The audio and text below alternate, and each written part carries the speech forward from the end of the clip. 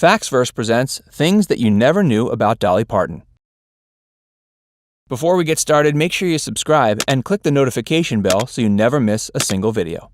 Dolly Parton. Dolly Parton is a living legend. Whether you're a fan of country music or not, there's a good chance that you know her name and have seen her face. Dolly is famous for her big hair and shiny costumes. Dolly is an incredible singer and has sold over 100 million albums worldwide. And she's also starred in some fantastic films. Dolly's story is an amazing one. You're about to hear about this superstar's life, and some of it may shock you.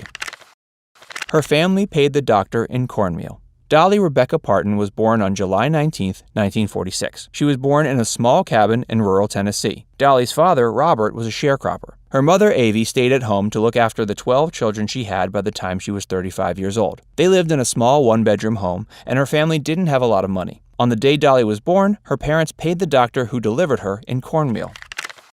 Dolly sings about hardships growing up. Dolly's early years were difficult, and they were the inspiration for some of her songs. The song My Tennessee Mountain Home is about her childhood in Tennessee. In the good old days, she sang about growing up in poverty. Coat of Many Colors is about a coat that her mother once made her out of rags. Dolly's songs told a story about the hardships of her life, but they all emphasized love and never regret.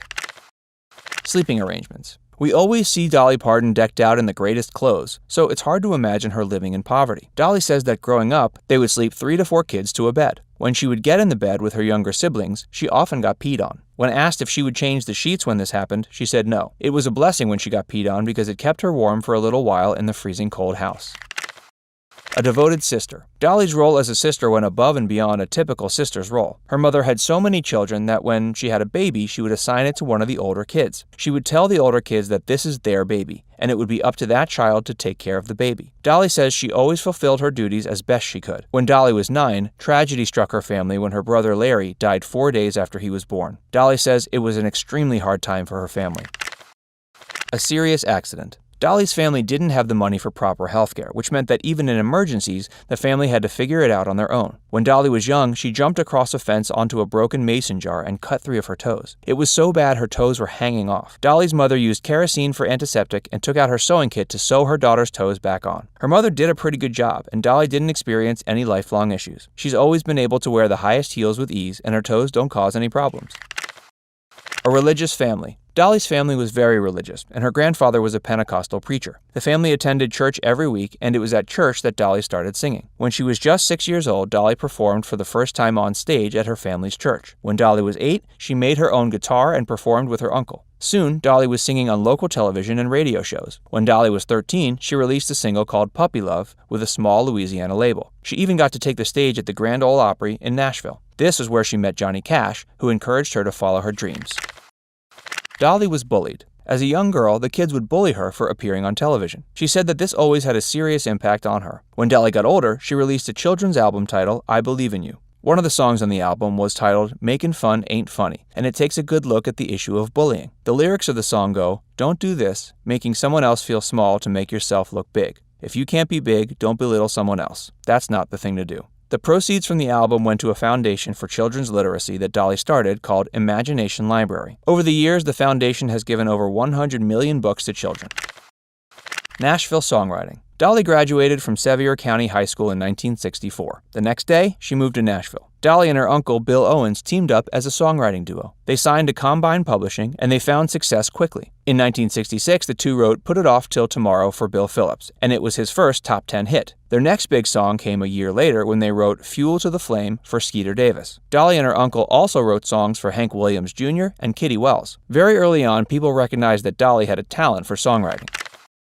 The early recording years. Dolly signed with Monument Records in 1965. She wanted to record a country album, but the label thought that with her distinctive voice, she would be better off singing bubblegum pop. None of her songs were major hits, and when Put It Off Till Tomorrow made it to number 6 on the country charts, Monument realized her potential. In 1967, she released Hello, I'm Dolly, and it went to number 11 on the country charts. Her song, Something Fishy, landed on the top 20 country chart. Finding love. On Dolly's first day in Nashville, she went to the Wishy Washy laundromat. There, she met Carl Dean. He was driving by in a pickup truck, and their chance meeting resulted in a marriage. The couple has been married for 50 years and counting. Dolly was 20 when they met, and Dean was 23. Dolly wanted to marry Dean, but the label thought that being married would damage her career. Dolly and Dean didn't want to wait, so they eloped. Taking off. Porter Wagoner, aka Mr. Grand Ole Opry, was one of the most popular country music stars of his day. Over 3 million viewers tuned into the show every night. In 1967, Wagoner offered Dolly a spot on his show, which is where she would be introduced to the world. Dolly replaced Norma Jean and immediately won over the audience. She also signed to Wagoner's label, RCA Victor. Norma's duets with Dolly were a huge success, but her solo work didn't do as well. In 1970, Wagoner had Dolly make her own version of Mule Skinner Blues by Jimmie Rodgers. It was then that Dolly became a successful solo artist. The song reached number 3 on the country chart. From there, things just kept getting better. Joshua was Dolly's first number 1 country record. Next, Jolene went to number 1, and it began her string of number 1 songs. Within 10 years, she had many hits, awards, gold medals, and she was a star. Dolly and King. One of Dolly's best songs as a singer and songwriter is I Will Always Love You. The song caught the attention of Elvis Presley, who wanted to record his own version of the song. Dolly was ready to give the green light until Elvis's manager, Colonel Tom Parker, told Dolly she would be giving up half of the publishing rights to the song, which was required anytime Elvis sang a song written by someone else. People told Dolly she was crazy because he was Elvis Presley. Dolly didn't care and didn't give up the rights. When Whitney Houston sang the song for the soundtrack to the movie The Bodyguard, it breathed new life into the song. It became the best-selling single by any woman of all time. Dolly got full publishing royalties. She says that when Whitney's version was released, she made enough money to buy Graceland. Out of the spotlight. Dolly's husband, Carl, never had a problem with being out of the spotlight. In 1966, Dolly was set to attend an awards dinner for her first significant record. She and Carl got dressed up, and they went to the ceremony together. They walked the red carpet together, had dinner, and sat through the awards ceremony. Carl told her afterwards he was happy to be there to support her, but never to ask him to go to an event again. This was the first and last industry event that Carl Dean ever went to, and Dolly is okay with it. No children. When Dolly was in her mid-30s, she experienced health issues that required her to undergo a partial hysterectomy. This meant she wouldn't be able to have children. She says that this was a tough time in her life. Dolly helped to raise her siblings, and she wanted to have a family of her own. She believes that having a family just wasn't in God's plan for her and found a way to accept it. Tattoos. If you're a fan of Dolly's, you know she only wears long sleeves. And this is why. Dolly had keloid scars on her arms. To cover them up, she got tattoos. She chooses to keep her tattoos private, so she wears long sleeves often. Does she really have a husband? Okay, this is one of the wilder rumors we're going to address. According to some conspiratorial Dolly fans, Carl Dean, Parton's husband of more than 50 years now, isn't even a real person. Truth be told, he's a very private individual. He doesn't like to be in the spotlight, and is never seen with Parton at honorary events, pageants, award ceremonies, or shows. It's also particularly difficult to find a photo of him with his wife. So yeah, a subset of the Dolly Parton fan base thinks Dean is a mythical figure. For the couple's 50th anniversary, Parton did share the tale of their romantic journey on her official website. According to her, they met back in 1954 outside a laundromat somewhere down in Tennessee. Now, the extra paranoid person might see her story as a ploy to keep the myth of his existence going, but the rational person will likely concede he's a real person, especially after hearing what he has to say. Responding to the rumors that he didn't exist, Dolly's husband reached out to the media and did an interview with Taste of Country, where he confirmed their union with a little extra touch of sweetness. According to him, he immediately thought about marrying Dolly the second he locked eyes with her. I'm gonna marry that girl, he thought to himself. Dean also commented on how he felt like the day he met his wife was the day that his life really began. Is Dolly really high maintenance? At first glance, you might assume Dolly's the kind of star who would require a high level of upkeep. With her big blonde hair, her layers of dazzling makeup and beauty products, and her elaborate wardrobe full of alluring outfits, it makes sense someone might assume she might require a little more attention than your average star. But in an interview with The Mirror, Dolly insisted she was in fact relatively low maintenance. While she's backstage, all she ever asks for is a few tissues, some glue to fix any broken nails, a mirror to make sure her look is on point, and some water. That's not too much to ask for, is it? She admits she loves spending her time getting ready for her shows, and that she especially loves adding all the glitter and glamour. But other than that, she prefers to keep things pretty low-key when she's not about to be on stage. Sure, she has an image to uphold, but when she's at home, she enjoys lounging around in sweaters and sweatpants like everyone else. In between shows, while she's on tour, she loves to unwind in her RV with her husband. While she's not performing, she's actually remarkably down to earth. Is she secretly tatted up? Maybe you've heard this one already, but some people like to think that Dolly is actually covered in very stealthily covered tattoos. According to the rumor, Dolly always conceals her arms with long-sleeved blouses and dresses because she's actually covered in ink. Well, is there any evidence for this assertion, or is it straight-up grade-A malarkey? Dolly somewhat addressed this rumor back in 2014 when she told Vanity Fair that she does have a few small tattoos that the public isn't able to see. But in general, she's not a big fan of ink. So no, she's not hiding 2 half sleeves under that rhinestone-covered blazer. According to her, the only tats she has cover up scars she has. Nothing substantial enough to write home about. Hey, quick side note, show us a little support by hitting the like button and subscribe to our channel. And keep watching to find out if Dolly ever cheated on her husband with Kenny Rogers. We'll get to that in a second. Does she regret not having kids? Seeing as she and her husband have been married for over 5 decades now, some people speculate that she regrets never having children. She's addressed her lack of kids on multiple occasions, and at no point has she ever indicated that it was something she would have changed if she had the chance. She does admit she's a bit curious as to what her kids would have looked like if she had any, whether or not they bared her resemblance, but at the end of the day, it's not really something she thinks about that often.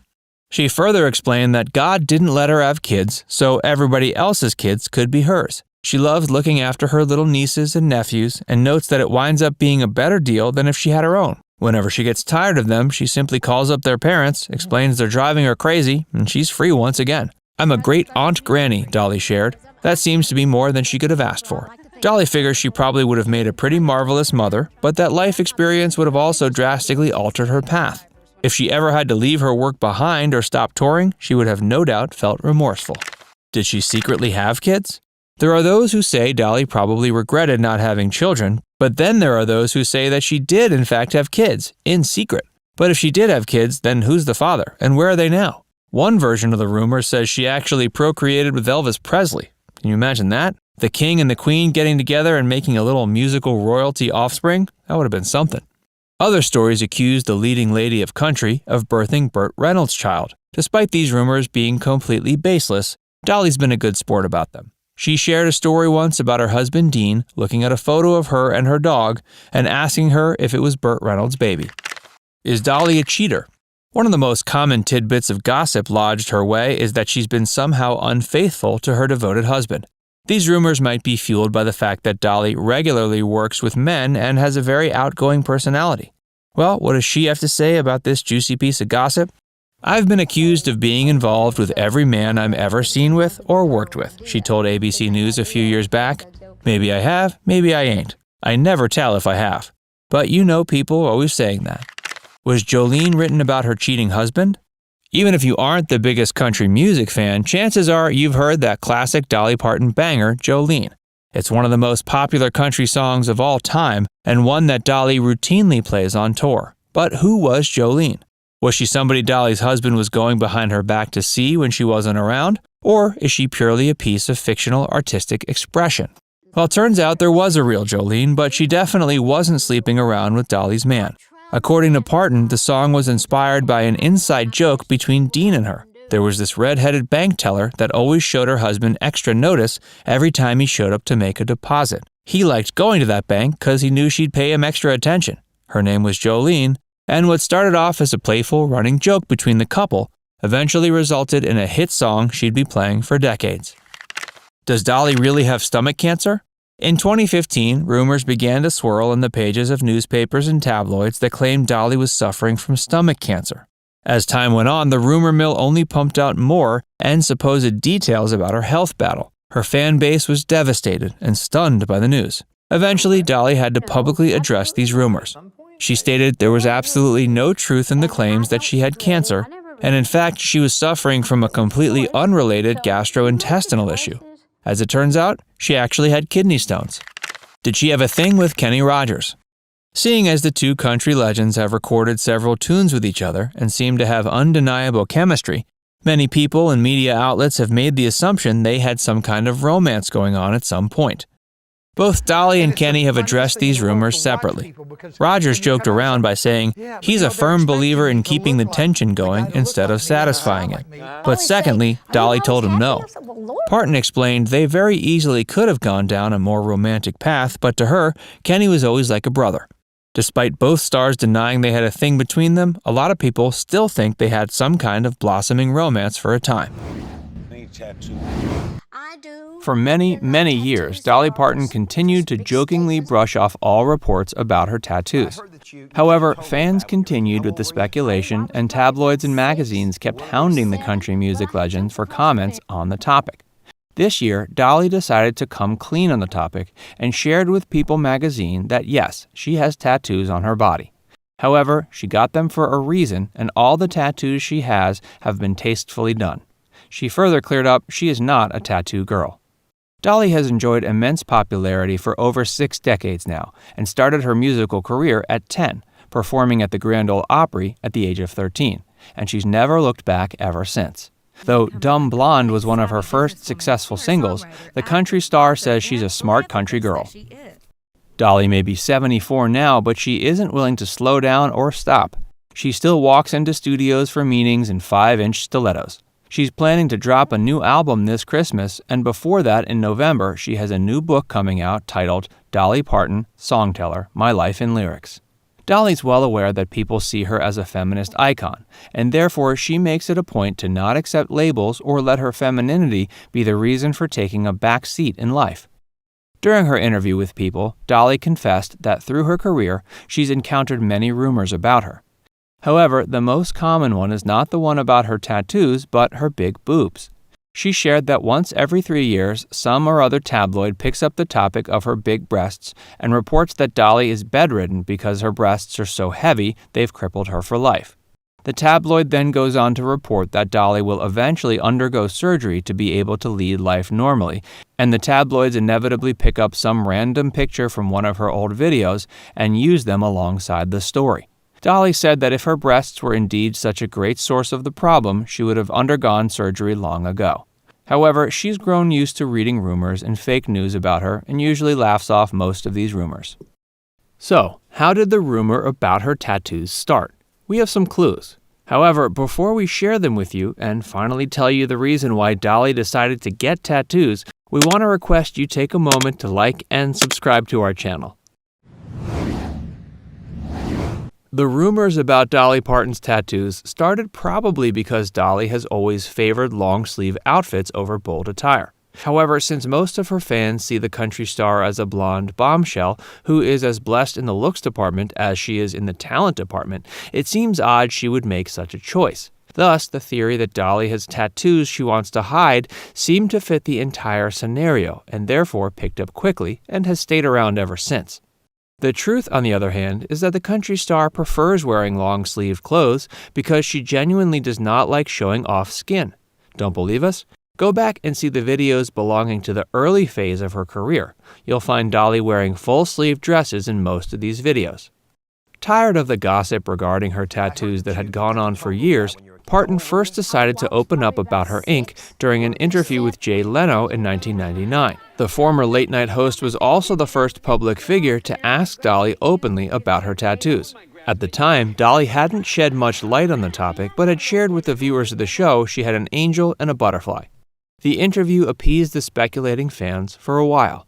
However, in 2012, rumors started emerging that Dolly had a rose between her breasts. Once again, Dolly decided to sit down, this time with Anderson Cooper, and clear the air. She denied all such rumors and, in an effort to put an end to them, even shared a little bit of her cleavage with the audience. The rumor mill once again went into silent mode for a few months. However, in 2014, after Jezebel reported that Dolly Parton's arms and boobs are covered in secret tattoos, the rumor once again gained traction. When Dolly decided to visit the Today Show, host Savannah Guthrie asked her about her tattoos, and the country star once again laughed off the rumors, saying people say all kinds of stuff about her and it doesn't bother her anymore. In 2016, in a memorable interview with Larry King, Dolly told the world she had keloid scars that became supremely prominent because of her fair skin. Keloids are often the result of injuries and surgeries and usually are bigger than the wounds that caused them in the first place. Dolly shared that her keloid scars had given her a purple look she didn't like, and since she believes in looking for positivity even in negative experiences, she decided to change her scars into flowers and butterflies. According to Dolly, these flowers and butterflies represent her theme park, Dollywood. Further, they narrate the story that Dolly narrated in one of her songs, the one of her getting lost in the woods and being chased by butterflies. In her interview with People this year, Dolly cleared it once and for all that her tattoos are not sexy and were not designed to make any big statements. Instead, she used her pretty and artful tattoos that feature ribbons and bows to cover her scars.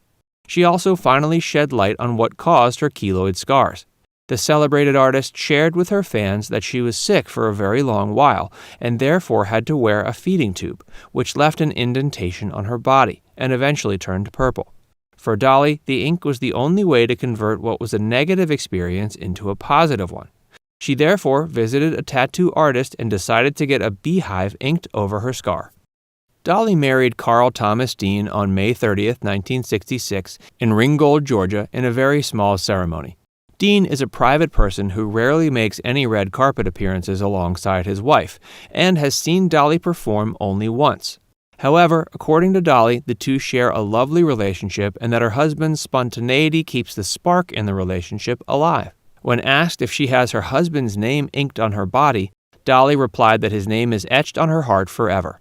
However, she's open to the idea of getting his name tattooed in the future. Early career. Dolly Parton was born in 1946 in the small town of Locust Ridge, Tennessee. Parton's parents got married when they were 15 and 17 years old. The couple then went on to have 12 children, meaning Dolly had 11 brothers and sisters. She recalled using her voice from an early age to gain attention with her parents, who were justifiably busy raising her many siblings. Once she learned to play guitar and sing, it really caught the attention of her mother. Every time a guest came to their house, Dolly's mother begged her to play one of her songs. Though it wasn't easy raising 12 children, her parents had an undying love for each and every one of them. Her parents' love and care for her inspired many of her hit songs down the road. She claimed growing up in a small town was tough as a child and influenced many of her songs and aspirations.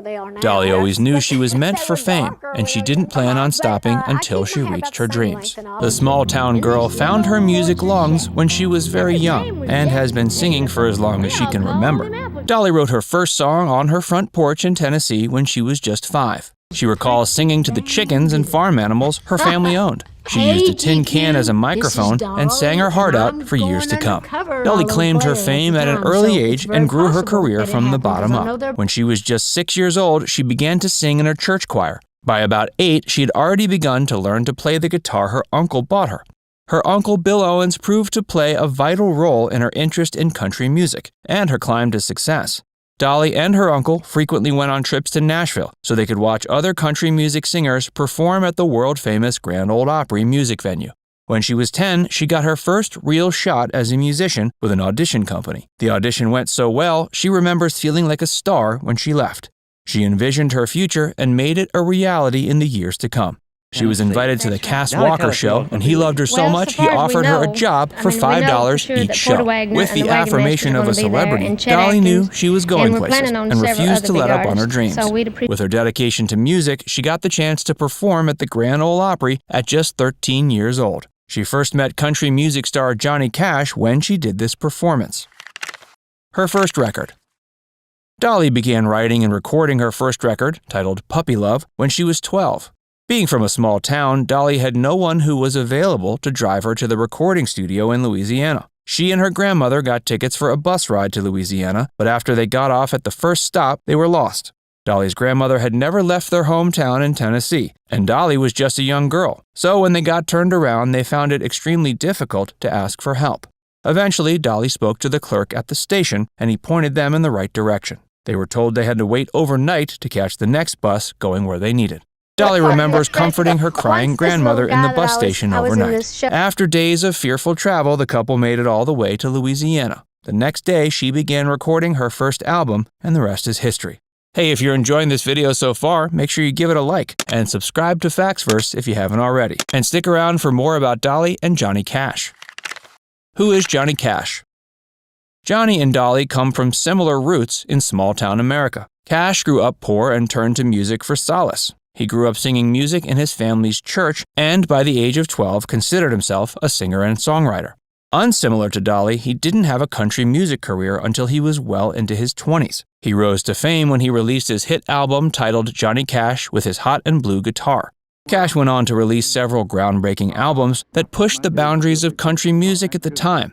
He captured the hearts of young girls all over the country when he became a music legend. Unfortunately, his career in music was not as vast as it could have been. He notably struggled with substance abuse issues throughout his life and career. This brought trouble to his role in music and his home life. He did overcome adversity and is still arguably one of the most influential artists of all time. When did the stars meet? The stars met when Dolly was just 13 years old performing at the Grand Ole Opry, though the first time they formally met was when Johnny introduced Dolly at her performance. Dolly had watched Johnny Cash perform on stage a number of times prior and was immediately taken with him. She says when she saw him on the stage for the first time, she felt paralyzed. Parton traveled back to the music venue in Nashville many times over to see the legend perform on stage. Lucky for Dolly, she continued on in the music industry to become a huge success and had many more opportunities to be around Cash and eventually perform with him. The two remained close friends throughout their careers and worked closely together on several projects. Dolly sang with the star many times over the years and used him as inspiration for many of her songs and music style. How did Dolly feel about Cash? Dolly was charmed by Cash at an early age. She went to see him perform, and these experiences arguably fueled her flame for country music. The outspoken star is not shy about much, even admitting in a recent interview on The Tonight Show that when she first caught a glance of Johnny Cash on stage, it was the sexiest thing she'd ever seen. Her early memories of the star still stick with her today and help drive her to stardom. She proceeded to discuss how Cash was the one who taught her what sex appeal was. The two stars never had a genuine romantic relationship due to the fact that Cash was married and almost 15 years older. Though her adolescent feelings were never acted on, Parton admitted her feelings for Cash became an inside joke between the two stars, and even Cash's wife, June Cash. Dolly continued to have an artistic admiration for Cash's music and even covered his famous song titled "I Still Miss Someone." Where are the stars now? Sadly, Johnny passed away in 2003 in Nashville. Though he's gone, he's still regarded as one of the best country music musicians of all time and one of the best artists in Hall of Fame history. His music still lives on today in the hearts and minds of millions around the world. Dolly Parton, however, is still alive and living well in Brentwood, Tennessee with her longtime husband, Carl Thomas Dean. After marrying him in 1966, Dolly went on to become one of the biggest names in country music. She branched out from music as well and appeared in several movies, TV shows, and is a big-time philanthropist.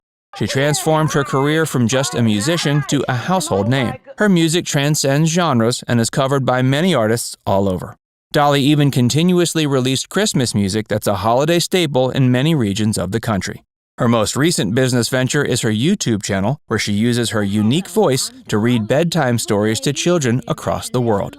It would be an understatement to say Dolly has made her mark on the industry. Though she remains a big star, she'll never forget the people and places that inspired her on the way to the top.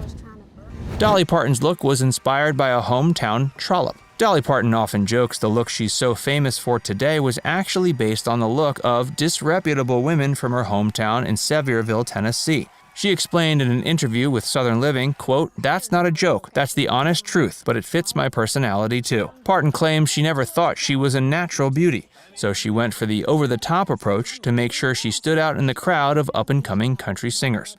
She wanted to be colorful and seen. She's also never been offended by the dumb blonde jokes directed at her throughout her career. Why? Because she's not dumb and not blonde either, she says. Tone it down. Dolly Parton toned it up. Dolly has forever been told her look is too much for someone so successful. Even close friends like Chet Atkins would say she's wearing too much makeup or needs more refined tastes if she wants people to take her seriously as a singer and songwriter. But Parton always refused to meet others' standards, saying it means their interest is only in her body rather than what she can do. Her so-called artificial look means nothing compared to her achievements as a writer, performer, and humanitarian. Hey, if you're enjoying this video so far, make sure you give it a like and subscribe to Facts First for more. Stick around for more about Dolly Parton's patented look.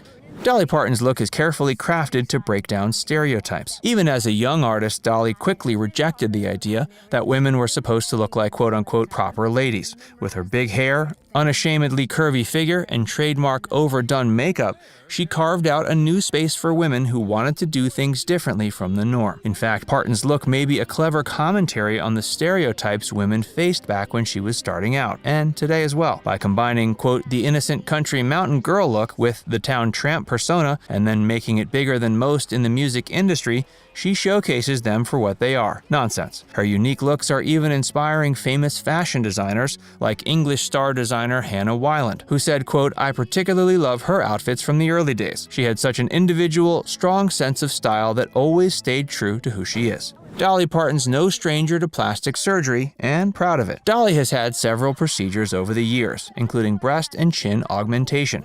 Believing she was never a natural beauty, she likes to enhance the assets she has and refine the rest through makeup, accessories, and even plastic surgery. It's her way of making the most of everything she's been given. She reveals she always sleeps with a face full of makeup, since you never know when there will be an emergency. And she's not shy to tuck it, suck it, or pluck it whenever she feels she needs a pick-me-up. Dolly Parton has an extensive beauty routine. Industry commentators have said that Dolly probably started having plastic surgery in her mid to late 40s, since that's the time her aging started to become noticeable. However, she's clearly careful about how she goes under the knife, choosing skilled surgeons who aren't prone to creating exaggerated features. According to doctors, Parton probably uses various moisturizers and recovery creams to keep her skin looking youthful. She also likely undergoes dermatological techniques like microneedling and non-ablative and ablative lasers. Parton's unique looks are not all the result of cosmetic treatments. She also lives a healthy and active lifestyle, even as she reaches her mid-70s. Dolly Parton broke through the men-only barrier. Back in the 60s and 70s, the country music scene was dominated by men. Some well-known and successful women country stars like Kitty Wells and Patsy Cline were few and far between. Luckily for Parton, she started her career at a time when the feminist movement was exploding. Her first single with RCA was called Just Because I'm a Woman. It addressed the issues women faced back then and sadly, she says, still face today. Another popular song from her early records was Dumb Blonde. It was about a far from dumb woman making her way into the world by herself after being ditched by her man. Today, this indomitable country singer has an estimated net worth of around $500 million.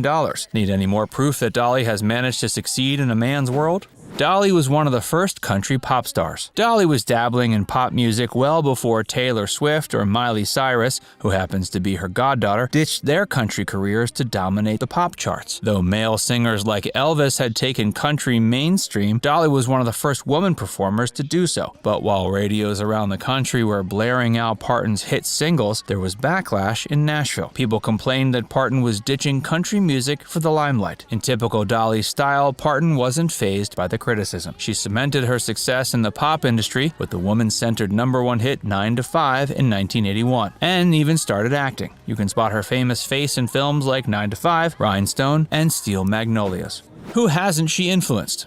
When you think of one woman in country music, Dolly is likely the first singer to pop into your mind. And that's the way it was for so many up-and-coming women, and even men country singers. Superstars like Deanna Carter, Jennifer Nettles, Dierks Bentley, Miranda Lambert, and Carrie Underwood all claim Parton as one of their biggest influences. They say it's because of her talent and empire-building ambition, and also because of her down-to-nature attitude, friendliness, and humility. Dolly Parton's high voice didn't hinder her. Today, Dolly Parton's soprano voice and decadent vibrato are iconic, even though she's famously and hilariously referred to her voice as a cross between Tiny Tim and a nanny goat. But when she first began, music execs were disdainful of it. They didn't think her sound would work in country music. She was rejected by RCA on her first attempt to sign with them because the execs thought she sounded like a screech owl. Her first songs were actually pop songs because no studio wanted to sign her as a country star. Dolly Parton is a shrewd businesswoman. Just 10 years after she released her first single, at age 11, she was being handed her first Grammy nomination. That was 1969. At the time, the average woman earned just a little over half of what the average man made, and women had had enough of the inequality of age. Parton took full advantage of the opportunities opening up for women in the business world, determined to prove she was more than a pretty face with a good voice. She set out to craft a brand, developing a long-term business model that paved the way for other women pop stars. For example, in 1986, she opened Dollywood, which continues to be one of the most visited theme parks in the world. Dolly is a career-making example for other women artists. Dolly doesn't label herself a feminist, but there's no doubt others have done it for her. She not only broke down barriers for women in the entertainment industry, she shattered them. Today, there are few country stars that don't count Parton among their mentors. In 1967, Dolly Parton started working on The Porter Wagoner Show. The show was already an established hit with country music fans, and Dolly was brought on to replace the show's previous female singer. Fans were initially hesitant to accept Dolly, but grew to appreciate her at the continued insistence of Porter Wagoner. Dolly had released her first album shortly before being hired onto the show and had yet to achieve much fame in the industry. Her gig on the Porter Wagoner Show proved to be her big break, and it was also something that would haunt her for many decades. Once Dolly grew to be too big of a star for the show, Porter Wagoner became angry and tried to stop her from quitting. When he couldn't, he proceeded to sue his former employee, resulting in a decade-spanning feud between the two ex-friends. Towards the end of Dolly's time on the show, Dolly and Porter would get into heated arguments behind the scenes. After Dolly left the show, Porter would slander her in the press, disparaging her at every opportunity. Though Dolly was hurt by her former employer's unkind words, she refused to sink to his level. One of the things Porter attacked Dolly for was her appearance in Playboy magazine, which Porter said wouldn't have flown well with female country singers of the past. In response, Dolly claimed she was never trying to be anyone but herself, and that posing in Playboy made sense for her. Porter Wagoner also claimed during the years of the feud that Dolly was not a trustworthy person in general, and she couldn't even be counted on not to stab her own family in the back. Though Dolly has never had children, she has always seemingly treated her husband well. The two have been together since before she and Porter even met, and they're still together. Though Dolly's husband likes to stay out of the spotlight, it appears the two still have a very loving and exciting marriage. Regarding his trust of Dolly, Porter claimed his mistrust of the singer was the reason he had fired her from the show. Contrastingly, Dolly claimed she wasn't fired but had quit. It remains uncertain which side of the story is true, though both claim to have done their part in stirring the flames of their tumultuous relationship. Dolly had simply outgrown her stature as Porter's female sidekick. Although she may have gone about breaking away from the show with a bit of an ego, she was certainly right in thinking her career would blossom outside the show. Dolly started performing on the show in 1967 and gave her final performance on it in 1974. She then went on to achieve greater stardom than ever as a solo artist and even continued working amicably with Porter Wagoner in a professional capacity for several years, allowing him to produce some of her biggest hits. By the end of the 70s, Porter had found himself less successful than ever and was growing increasingly jealous of Dolly's superstardom. Once Porter's jealousy of his former female apprentice became too much for him to deal with, he took to slandering the stars in the ways we mentioned, as well as suing her for a sum of nearly $3 million. There were numerous reasons Porter felt he was owed the money. These ranged from supposed breaches of contract to extravagant gifts he had given Dolly while she was working on his show. The extravagant nature of these gifts added fuel to the fire for theories that Dolly and Porter were involved in a romantic relationship during their time working together. Hey, if you're enjoying this video so far, be sure to give it a like and subscribe to Facts First if you haven't already. And stick around for more about Dolly and Porter. When Dolly started on the Porter Wagoner Show in 1967, she had done so with the firm conviction that she was only going to remain on the program until 1967. Due to both pressure from Porter himself and simply being happy with her job on the show, she ended up staying for a few years beyond the time she had initially planned. By the time 1974 rolled around, Dolly couldn't take it anymore. She planned her exit from the series, though Porter was still mad about her leaving.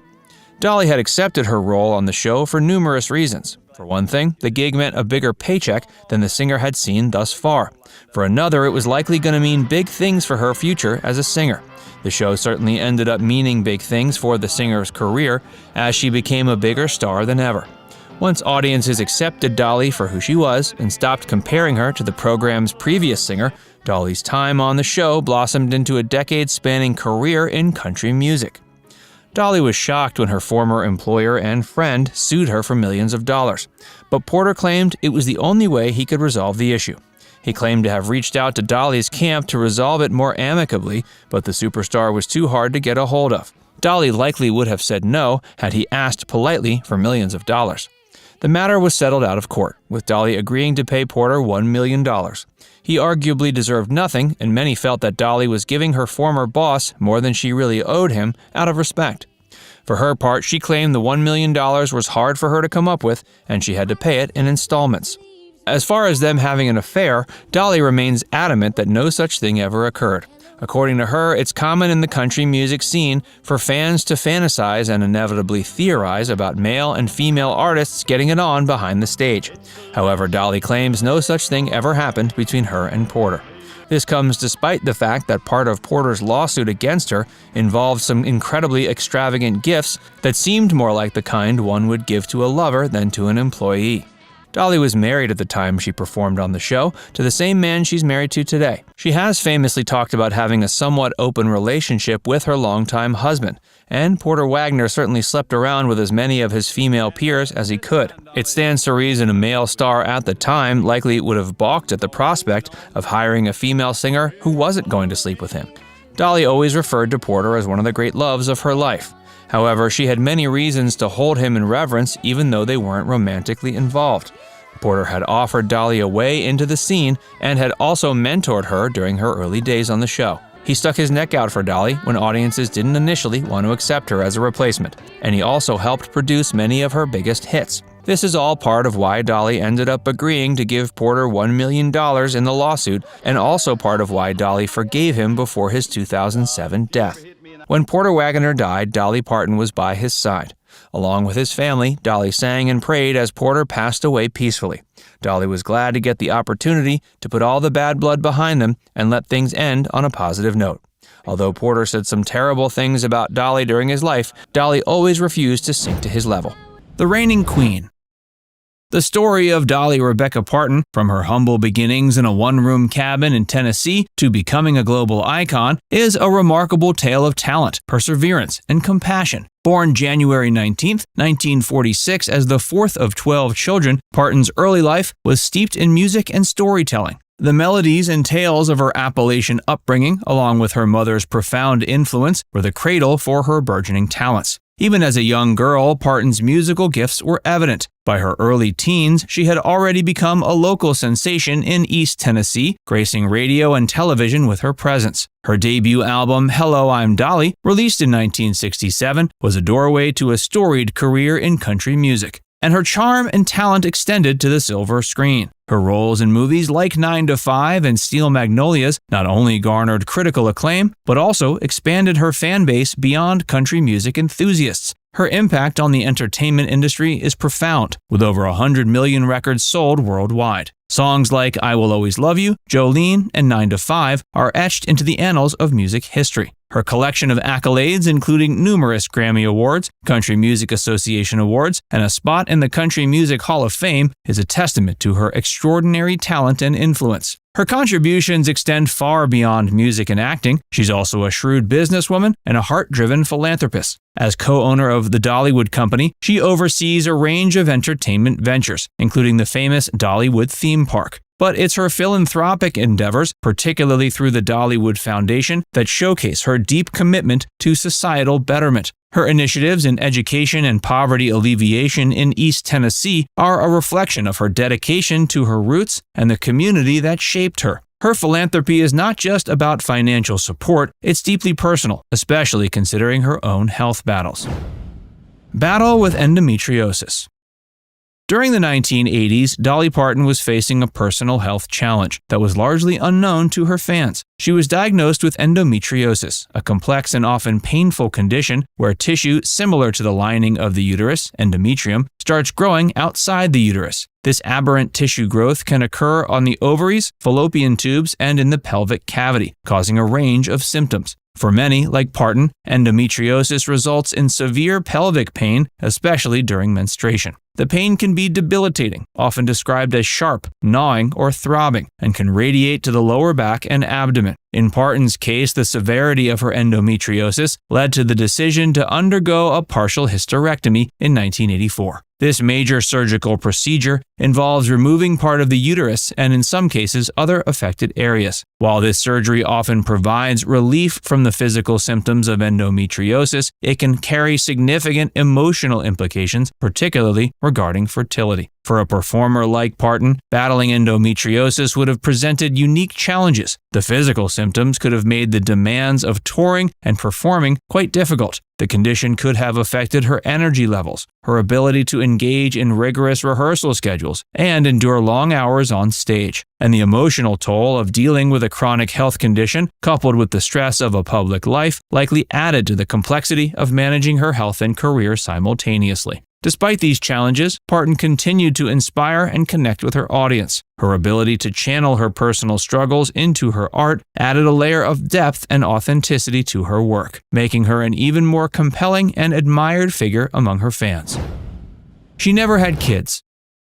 The impact of endometriosis on Dolly's life extended beyond the physical pain and medical treatment. It deeply influenced her personal life. The partial hysterectomy, a result of her battle with endometriosis, meant she would not be able to conceive children. This realization brought about a profound shift in her life, marking a moment of personal reckoning and a reassessment of her future. Confronting this reality, Parton experienced a profound sense of loss. The idea of not experiencing motherhood was a difficult one to grapple with, especially given the nurturing aspects of her personality. She has since spoken candidly about this period in her life, discussing the emotional challenges and the sense of premature aging she felt upon learning she could not have children. This experience led to a period of deep depression, a struggle she faced while maintaining her public persona and continuing her career. However, in the midst of this personal crisis, Parton found ways to express her nurturing instincts. She became a beloved figure in the lives of her nieces and nephews, taking on the affectionate moniker Aunt Granny. This role offered her a unique way to experience and express her maternal feelings, allowing her to form deep and meaningful connections with younger members of her family. Her ability to find alternative avenues for her nurturing nature demonstrates her resilience and adaptability.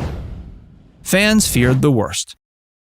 In a later chapter of her life, Dolly experienced a health scare that sparked widespread concern. The rumor mill churned with speculation that she was grappling with stomach cancer, a notion that understandably alarmed her fanbase. Addressing these concerns head-on, Parton showcased her signature directness and transparency. She clarified that her health issue was related to kidney stones, not cancer. This condition, while not as severe as cancer, still required surgical intervention. Parton's forthrightness in sharing the details of her health situation was a source of comfort to her fans. Her ability to openly discuss such personal matters and her quick reassurance that she was recovering well exemplified her resilience. Dolly put her career on hold for her husband.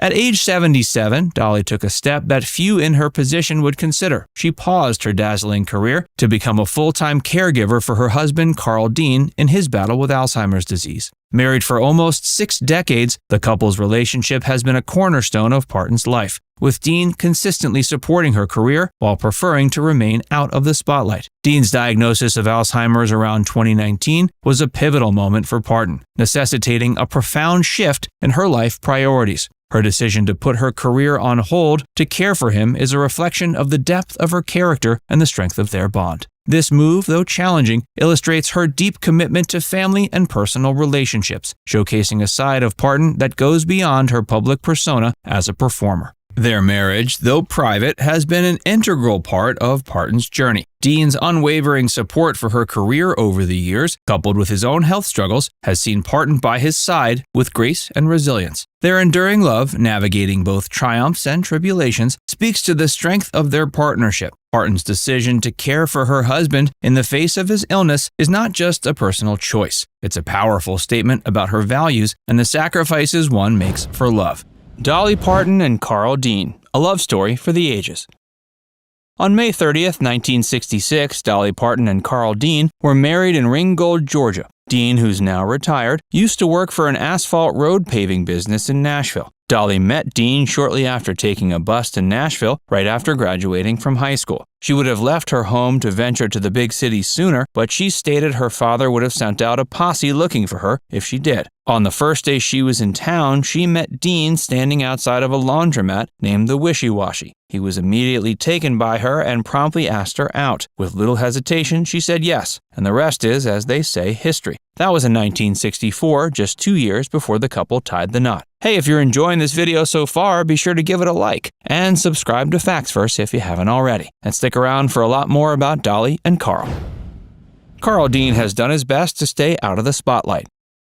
Carl Dean has never been fond of the idea of being in the public eye. According to Dolly, he's a quiet, somewhat reserved person who deeply values his privacy. While his wife is one of the most recognizable people in the world, you'd be hard-pressed to find someone who could pick him out of a lineup. Life in the limelight might be something Dolly is comfortable with, but that's never been his cup of tea, and Parton has always respected and appreciated him for that. But because of the fact he's rarely seen in public, and only scarce photographs of the two are known to exist, there are theories out there that claim Carl Dean doesn't exist. In her memoir, Songteller: My Life in Lyrics, and in recent interviews the singer has done, she's put these rumors to rest. She shared that Dean always figured that if he was ever thrust into the spotlight, he'd never get a minute's peace. Dolly admitted he was right about that. In her book, she revealed how he once told her he didn't choose this world, referring to the world of fame and fortune that Dolly found herself in. She went on to explain that while Dean might not have expected his wife's career to take off quite as it did, he did still choose her as his wife, and nothing was going to change the way he felt about her. So the two agreed to keep their lives both separate in some ways while still being together. Over the years, Dolly has attended Hollywood events and premieres on her own, and she isn't the least bit bothered by that. Doing her best to uphold his wishes, Parton has actively tried to keep Dean out of the limelight as much as possible, though her fans have long wished to get a glimpse inside their long-enduring romance. Dolly and her husband have kept many details of their union on the down low, but there's very little doubt over whether their relationship is still going strong. If anything, they're closer than ever. When Dolly isn't on the road touring, she spends much of her free time with Carl.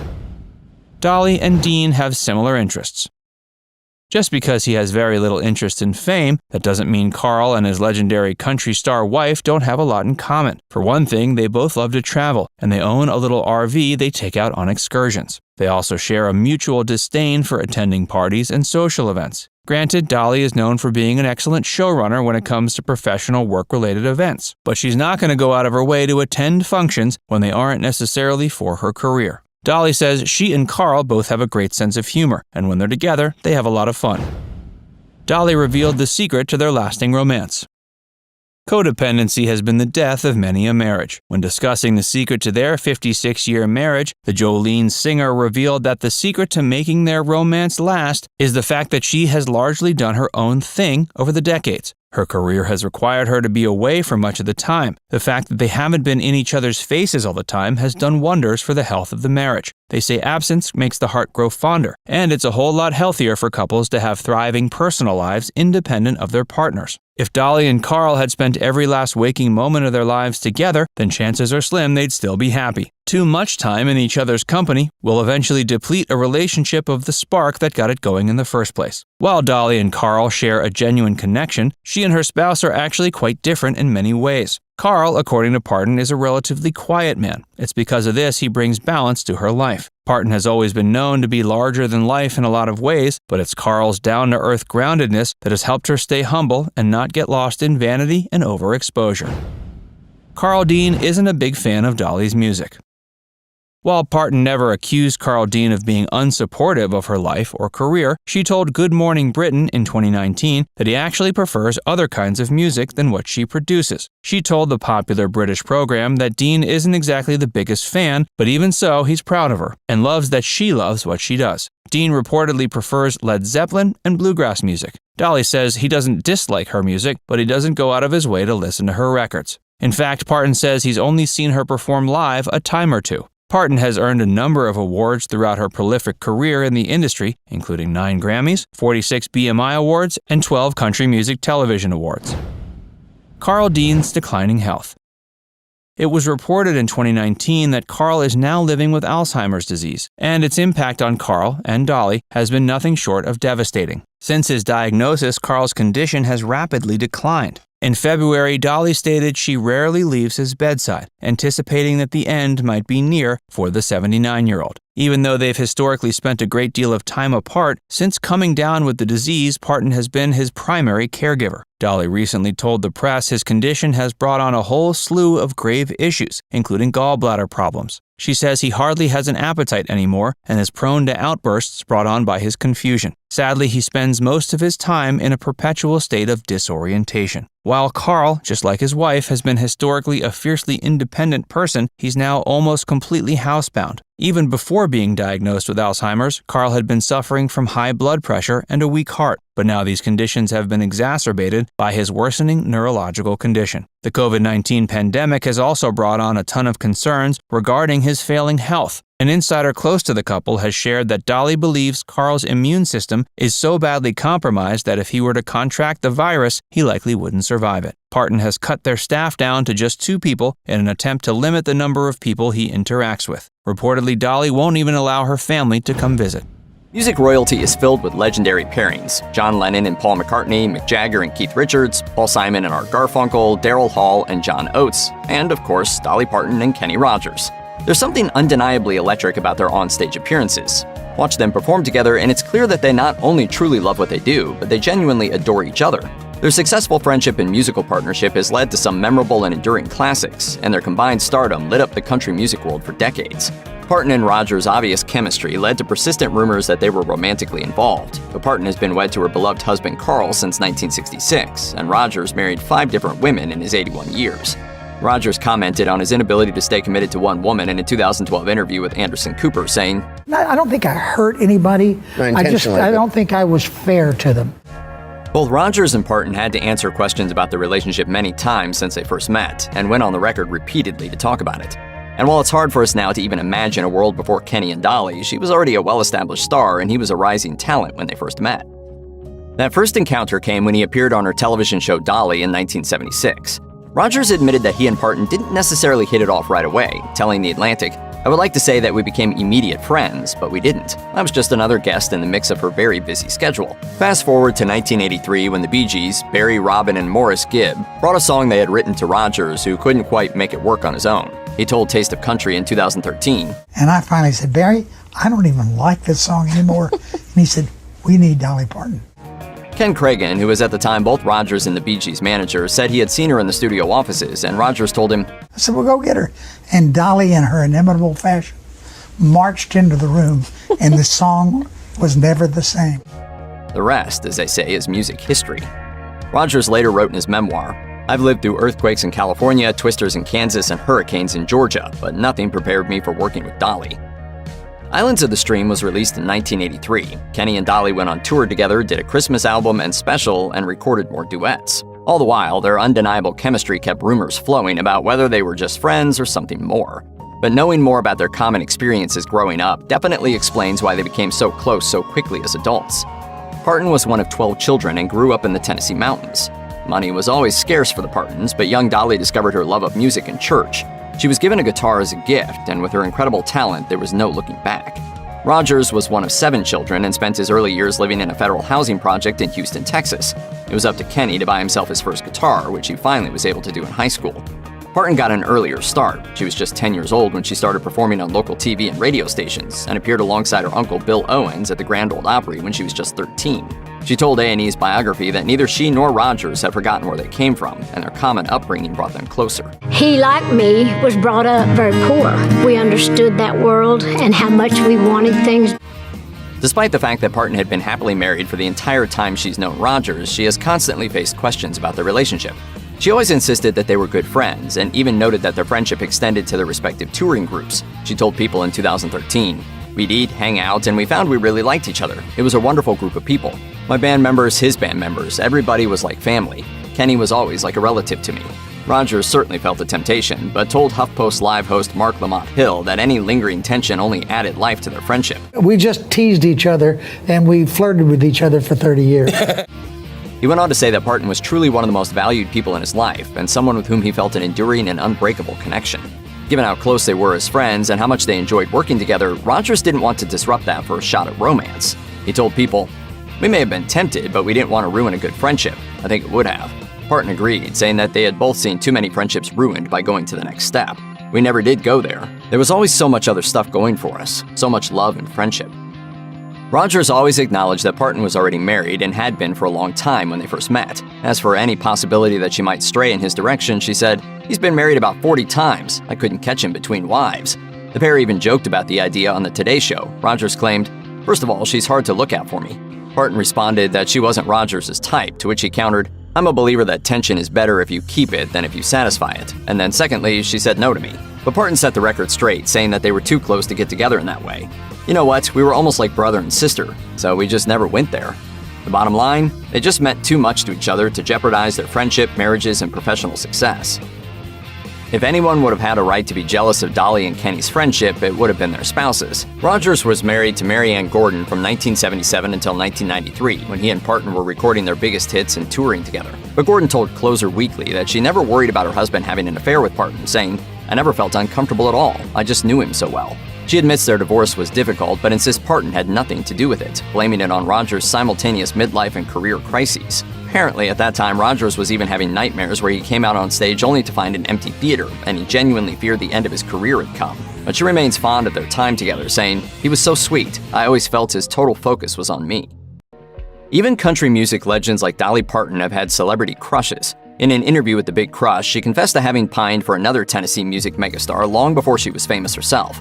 Parton met Johnny Cash when she was first starting out in the music business, and to the wide-eyed 13-year-old, he was nothing short of magical. She told The Big Issue, "Johnny was all strung out on drugs and everything, but he was so magnetic, so sexy. He was my first male grown-up crush. He just really moved me. He always got a kick out of that." While Cash found it hilarious that he'd been Parton's first love, she was more fortunate in her first meeting with Rogers, telling Biography, "You never really know when you're going to run across somebody that's just going to be partners for life." Parton and Rogers have spoken candidly about their feelings for each other, and it's pretty adorable stuff. Parton told Country Fancast in 2017 just how close they were, saying, "Kenny's friendship means more to me than our hit records. Actually, we're kind of soulmates." She used the same word again to describe her relationship with Rogers in the intro to the You Can't Make Old Friends video. She thought the song summed up their relationship perfectly, telling Pop Matters, "That song was very emotional because of our relationship and the fact that we're both older, and when we were talking about when St. Peter knocks on the door and you come walking in, it makes you think." Songwriter Don Schlitz, who also wrote Rogers' biggest hit, The Gambler, said penning the song was one of the high points of his career, saying, "It's a great honor to be a part of that." Like any other close friends, Kenny and Dolly have had some awkward moments. Parton has always refused to come right out and say just what her political stance is. She usually deflects questions with a joke, or just says outright that she has too many fans from all walks of life to alienate anyone by coming down on one side of the fence or the other. She told WJHL in Johnson City, Tennessee in 2018, You'll find me and my opinions, in a lot of the songs, but most of it's based on love and acceptance and lifting people up.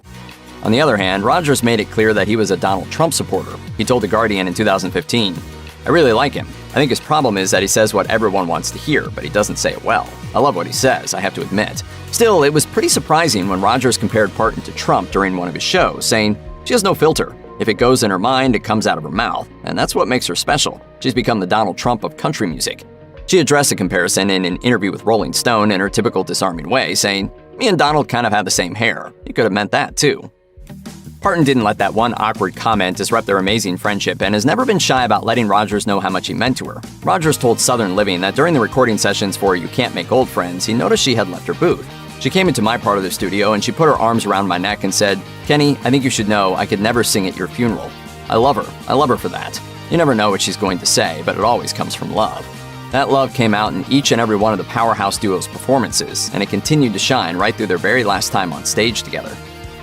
Rogers officially retired in 2018, citing health reasons. His final performance came in a star-studded tribute special called Kenny Rogers All In for the Gambler, which was filmed in 2017 and aired in June of 2021, more than a year after his death. Parton joined him for several songs, and the duo wrapped up the show with a smash hit that started it all, Islands in the Stream. The concert was full of touching moments, like Parton's performance of I Will Always Love You, which she led off by telling Rogers, "I have a spot in my heart for you that's never ever going to be touched by anybody else." Rogers told Closer Weekly that the show was a farewell gift from his old friend, who wasn't going to let him disappear without a celebration. Rogers was grateful, saying, "You either have old friends or you don't, and I've always had a friend in Dolly."